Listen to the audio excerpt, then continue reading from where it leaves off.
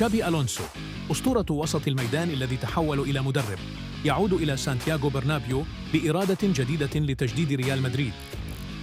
سوف نحلل اليوم كيف يبدو الملكي تحت قيادته من حيث التشكيل والصفقات وطموحه لتشكيل عصر ذهبي جديد. وجوده الرسمي في مدريد وتوليه المسؤولية. تم تأكيد تعيين ألونسو رسمياً كمدرب جديد لريال مدريد بعقد لمدة 3 سنوات، على أن يبدأ مهامه بعد كأس العالم للأندية 2025. تم الاتفاق على قدومه وفق اتفاق رجولي مع إدارة ليفركوزن للإفراج عنه بتسوية مالية معقولة. فلسفته الثورية التي تغير كل شيء.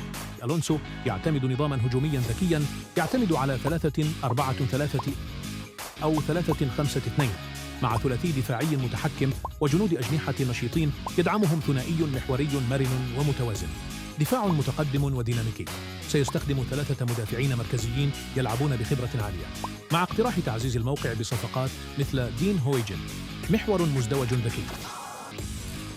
تشواميني وكامافينجا سيكونان القلب، مع إمكانية ضم زوبي مندي أو استمرارية فالديفيردي لتحقيق التوازن ودراسة مضيفهم بإطلاق اللاعب الهجومي من الخلف.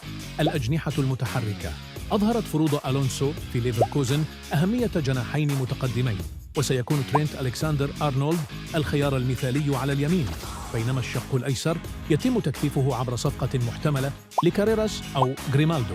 الصفقات لتعزيز نظام اللعب الجديد. الصفقات المؤكدة: دينو هويجين، مدافع شاب ب20 عاماً، كلف 59 مليون يورو، أول تدعيم دفاعي في عهد ألونسو، ويشكل حجر أساس بثلاثي الدفاع.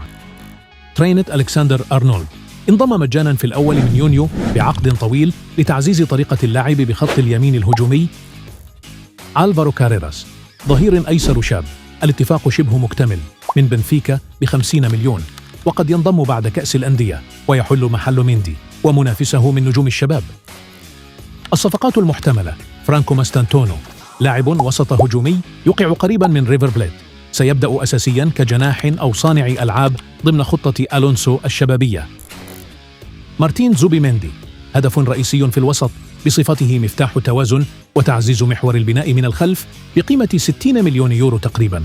التكتيك الفني الذي سيعتمده الونسو على أرض الملعب: 3 مدافعين أساسيين بتنظيم دفاعي متماسك وحرية للظهيرين للانطلاق في الهجوم. محور مزدوج ذكي يجمع بين استرجاع الكرة وبناء الهجمات. ظهيرين هجوميين يوفران العمق ويكسران خطوط الضغط المعادية. مرونة تكتيكية. ألونسو معروف بالتبديل السريع بين الضغط العالي والسيطرة على الكرة.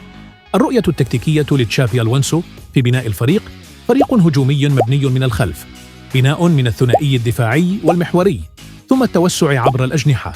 تحكم وإيقاع لاعب، من سرعة التمرير والبناء وحتى سريع التحول عند استرجاع الكرة. استثمار في الجيل الشاب.